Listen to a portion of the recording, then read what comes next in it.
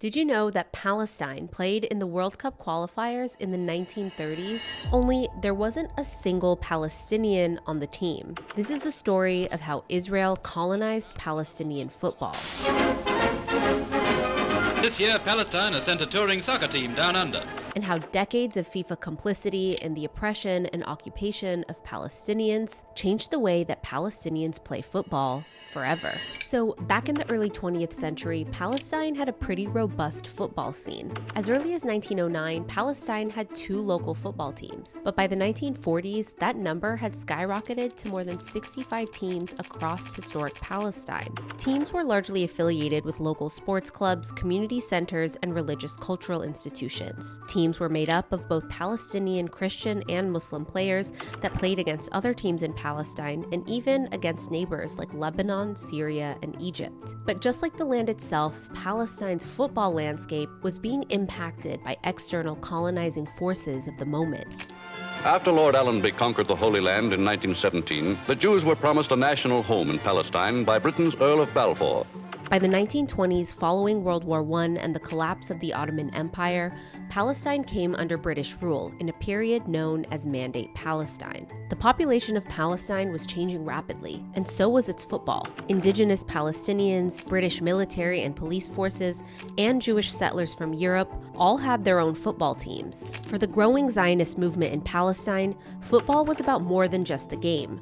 It was something that could serve the broader Zionist colonial project. The sport presented the opportunity to unify Jewish immigrants who had no real shared identity. And even more critically, it gave Zionists the chance to gain even more legitimacy in the international arena. So in 1928, Yosef Yakutieli, who was born in Russia and led the Maccabi sports organization, attempted to secure membership in FIFA for Jewish footballers in Palestine. But to join, FIFA said there needed to be a football federation that represented the Jewish, British, and Palestinian communities living in Palestine at the time. So Yakutieli established the Palestine Football Association to do just that. And just a year later, the Palestine Football Association successfully became a member of FIFA. Except the Zionists didn't want a Palestine Football Association that actually represented Palestine. They wanted a governing framework for football in Palestine that would be dominated by Jewish settlers. So to do that, they approached football the same way they approached colonizing Palestine in general: exclude Palestinians in favor of Jewish supremacy.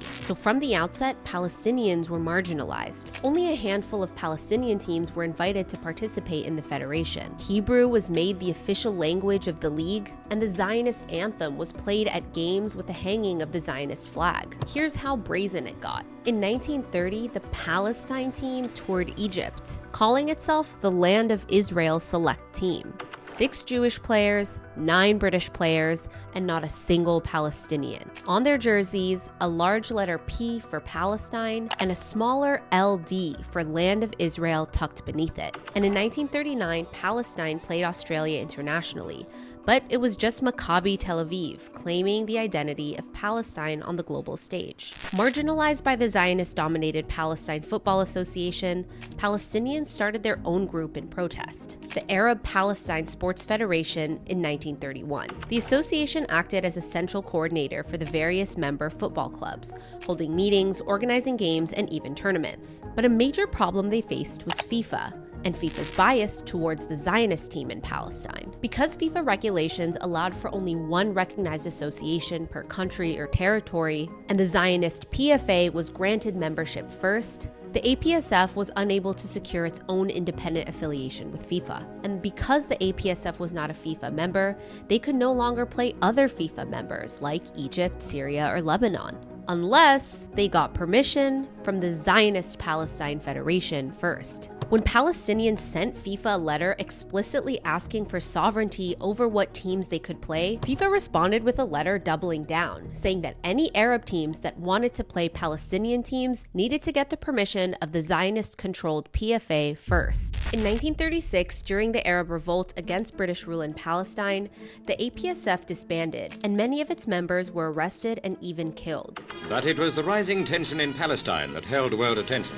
And while Palestinians were engaged engaged in a rebellion fighting for the survival of their homeland, the Jewish settlers who were colonizing them played 2 FIFA World Cup qualifiers under the banner of Team Palestine. And when Israel was created in 1948, the Zionist-controlled Palestine national team simply became the Israel national team. Same federation, same FIFA seat, just a new name. The real Palestinians wouldn't get their own FIFA recognition until 50 years later. And in all the decades since, FIFA has continued to fail Palestinian footballers by recognizing Israeli clubs playing in illegal settlements and refusing to punish Israel for killing Palestinian footballers, restricting the movement of players, destroying Palestine's football infrastructure, and preventing the younger generation of Palestinians from their right to play the sport. The story of Zionist colonization that started on a football pitch in the 1930s is still playing out today. So even though Palestine isn't in the World Cup yet, the fact that there's even a Palestine Federation today made up of Palestinians is itself an act of resistance and defiance against decades of colonialism that was meant to wipe out Palestinian football forever.